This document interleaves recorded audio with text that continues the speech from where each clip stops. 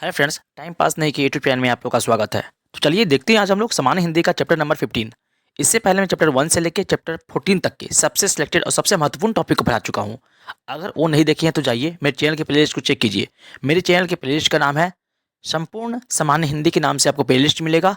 वहाँ जाके आप चैप्टर 1 से लेकर 14 तक के सबसे सिलेक्टेड और सबसे महत्वपूर्ण टॉपिक को पढ़ लीजिए। यकीन मानिए कि उसके बाद आपका हिंदी पे 100% पकड़ पड़ जाएगा और आप कोई भी एग्जाम में सबसे पहले हिंदी के पेपर सॉल्व करके आइएगा, इसकी मैं गारंटी ले सकता हूँ। तो चलिए देखते हैं आज हम लोग चैप्टर नंबर 15। इसमें हम लोग देखेंगे संज्ञा के बारे में। अगर आप लोगों को संपूर्ण सामान्य हिंदी पढ़नी है शुरू से लेकर अंत तक तो मेरे चैनल को सब्सक्राइब कर लीजिए, शेयर कीजिए और लाइक कीजिए। तो चलिए देखते हैं। आज देखेंगे हम लोग संज्ञा, जिसे इंग्लिश में बोलते हैं नाउन बोलते हैं। चलिए समझते हैं संज्ञा क्या होती है। पहले देखते हैं इसकी परिभाषा क्या होती है। परिभाषा से ही हम सब कुछ समझ में आएंगे। चलिए देखते हैं। संज्ञा वे शब्द है जो किसी व्यक्ति, प्राणी, वस्तु, स्थान या भाव आदि के नाम के स्वरूप में प्रयुक्त होते हैं। संज्ञा किसी व्यक्ति, प्राणी, वस्तु, स्थान या भाव के नाम को हम संज्ञा कहते हैं। अब समझते हैं आगे और देखते हैं। देखिए, अतः सभी नाम पदों वालों को संज्ञा कहते हैं। यानी कि दुनिया में जितने भी नाम हैं उन सबों को हम संज्ञा बोलते हैं, है ना। इंग्लिश में इसकी परिभाषा होती है noun is a naming word. यानी जितने भी नाम वाले शब्द हैं वो सब क्या होंगे, संज्ञा के अंतर्गत आएंगे। ठीक है, चलिए आप समझते हैं आगे। जैसे देखिए, श्याम लिखा हुआ है, दिल्ली, आम, मिठास, गाय, ये सब क्या है, ये सब क्या है, संज्ञा है। ठीक है, अब इसके विभिन्न प्रकार को समझते हैं, है ना, कितने प्रकार की होते हैं चलिए समझते हैं अच्छे से। चलिए देखते हैं आगे। संज्ञा के, है ना, जनरली क्या होते हैं, संज्ञा के 3 भेद होते हैं, व्यक्तिवाचक, जातिवाचक, भाववाचक। ठीक है, जनरली संज्ञा क्या होते हैं, 3 भेद होते हैं, व्यक्तिवाचक संज्ञा, जातिवाचक संज्ञा और भाववाचक संज्ञा। ठीक है, चलिए अब आगे बढ़ते हैं और देखते हैं, नेक्स्ट स्लाइड की ओर बढ़ते हैं। अब यहाँ देखिए, अब यहाँ पे है प्रयोग के आधार पर संज्ञा के 5 भेद होते हैं। प्रयोग के आधार पर संज्ञाएं क्या होते हैं, तो 5 भेद होते हैं, समझिए।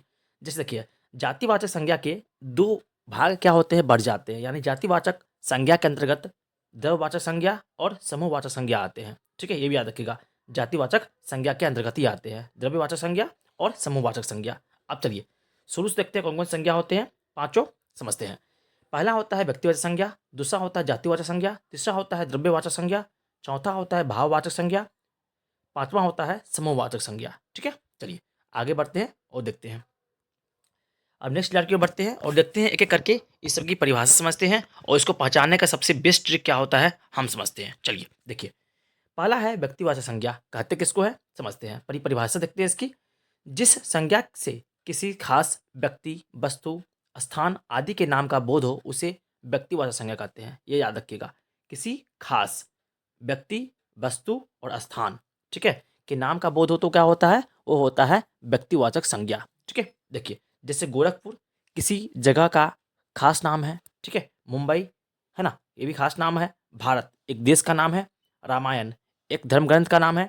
अमेरिका एक देश का नाम है। राम एक आदमी का नाम है। ठीक है, तो हम कह सकते हैं कि व्यक्तिवाचक संज्ञा उसे कहते हैं जो किसी खास व्यक्ति, स्थान, है ना, या वस्तु का नाम को स्पष्ट करता हो, उसे हम बोलते हैं व्यक्तिवाचक संज्ञा। चलिए आगे बढ़ते हैं और देखते हैं। उसके बाद है जातिवाचक संज्ञा, कहते किसको है, चलिए पहले इसकी परिभाषा समझते हैं फिर इसके एग्जाम्पल से हम समझते हैं। चलिए जातिवाचक संज्ञा किसे कहते हैं, जिस संज्ञा से समस्त जाति का बोध हो, याद रखिएगा समस्त जाति का बोध हो उसे जातिवाचक संज्ञा कहते हैं। अर्थात किसी वर्ग या समूह का बोध हो कराने वाले शब्दों को जातिवाचक संज्ञा कहते हैं। कोई भी वर्ग हो या कोई भी समूह हो, अगर उसका बोध करा दिया जाए तो उसे हम कहते हैं जातिवाचक संज्ञा है। अब समझते हैं एग्जाम्पल जैसे समझते हैं। जैसे कोई भी पुरुष हो, देखिए गेंद, उसके बाद दिन के नाम, तो दिन के नाम क्या होंगे, तो दिन क्या हो जाएगा मेरा, जातिवाचक हो गया। लेकिन अगर उसी दिन में बोल दिया जाए सोमवार, मंगलवार, बुधवार, तो हो जाएगा, क्या हो जाएगा, व्यक्तिवाचक संज्ञा। जी हाँ, किसी खास दिन का नाम बोल दिया। ठीक है, अगर सीधे बोल दे दिन का नाम तो दिन हो जाएगा मेरा जातिवाचक संज्ञा। लेकिन दिन में ही अगर अगर बोल दिया जाए शुक्रवार, शनिवार, रविवार, तो वो हो जाएगा मेरा क्या, व्यक्तिवाचक संज्ञा। ठीक है, देखिए आगे। जैसे महीना, महीना तो होते हैं हमेशा क्या, जातिवाचक। लेकिन अगर उसी महीना में बोल दिया जाए जनवरी, फरवरी, ज्येष्ठ, आषाढ़, तो ये सब क्या हो जाएंगे, व्यक्तिवाचक संज्ञा। ठीक है, याद रखिएगा। नगर, अगर सीधा बोले नगर तो नगर हो जाएगा जातिवाचक संज्ञा। और वही नगर में अगर बोल दे क्या पटना बोल दे, आगरा बोल दे, तो वो सब क्या हो जाएगा, व्यक्तिवाचक संज्ञा, क्योंकि वह किसी खास जगह का नाम है, इसीलिए उसको बोलते हैं व्यक्तिवाचक संज्ञा। ठीक है, चलिए आगे बढ़ते हैं। कोई आप क्या हो, अगर कोई बोल दिया देश, देश में अगर बोले तो वो हुआ जातिवाचक संज्ञा, लेकिन उस देश में अगर बोल दिया जाए भारत, अमेरिका, तो ये सब क्या हो जाएगा, व्यक्तिवाचक संज्ञा। जी हाँ, किसी खास देश के नाम की बात बोल रहा है, इसीलिए क्या हो जाएगा वो व्यक्तिवाचक। लेकिन सीधा बोल दे देश, तो वो देश हो जाएगा मेरा क्या, जातिवाचक संज्ञा। ठीक है, आई होप समझ में आ गया होगा आपको जातिवाचक और व्यक्तिवाचक में अंतर। चलिए आगे बढ़ते हैं, अब बढ़ते हैं आगे और समझते हैं। उसके बाद है भाववाचक संज्ञा क्या होता है। अब समझिए, इसको समझते हैं अच्छे से, नाम से ही स्पष्ट है, भाववाचक संज्ञा। ऐसे शब्द जो आपको दिखाई न दे, केवल महसूस होते हैं, वो हमेशा भाववाचक संज्ञा होते हैं। जो आपको दिखाई न दे, जैसे हम बोलते हैं क्या, बुढ़ापा, क्या आप देख पाएंगे, नहीं। प्रेम, उत्साह, नहीं देख पाते हैं, आप सिर्फ महसूस करते हैं। ठीक है, जैसे अर्थात समझते हैं, जिस संज्ञा शब्द से पदार्थों की अवस्था, दोष गुण, भाव दशा, धर्म आदि का बोध हो, तो हम कहते हैं उसको भाववाचक संज्ञा। ठीक है, आगे देखते हैं, एग्जाम्पल समझते हैं अच्छे से। देखिए, इसमें दिया हुआ है एग्जाम्पल, बचपन, क्या बचपन को हम कोई देख सकता है, नहीं देख सकता है, सिर्फ महसूस होता है कि बचपन है। ठीक है, मोटापा, मोटा है बुढ़ापा, बुढ़ापा क्या होती है, एक अवस्था होती है, अवस्था को कोई देख नहीं सकता। ठीक है, हाँ महसूस करता है कि हम बुढ़ापा हो गए, है ना, यानी गाल पे झुर्री आ गई, है ना, थोड़ा वीकनेस होने लगा, शरीर में कमजोरी होने लगी, तो वो क्या है, एक अवस्था है। तो वो क्या हो जाएगा मेरा भाववाचक संज्ञा, यानी जिसको हम देख ना सके, सिर्फ महसूस कर सके। ठीक है, जैसे मिठास, क्या मिठास कोई देख सकता है, नहीं। आप उसको खा के अनुभव कर सकते हैं कि मीठा है, खट्टा है। ठीक है, जैसे है आगे चढ़ाई, चढ़ाई को कोई देख सकता है, नहीं देख सकता, आप महसूस करते हैं, आप जब चढ़िएगा तो आपको मालूम चलेगा कि हाँ चढ़ाई है। ठीक है, चलिए आगे, उसके बाद थकावट, थकावट को भी कोई देख नहीं सकता, सिर्फ महसूस किया जा सकता है। ठीक है, तो हम कह सकते हैं कि ऐसा कोई भी शब्द जिसको हम देख ना सके, सिर्फ महसूस करते हैं, वो होता है मेरा भाववाचक संज्ञा। ठीक है, आई होप समझ में आ गया आपको।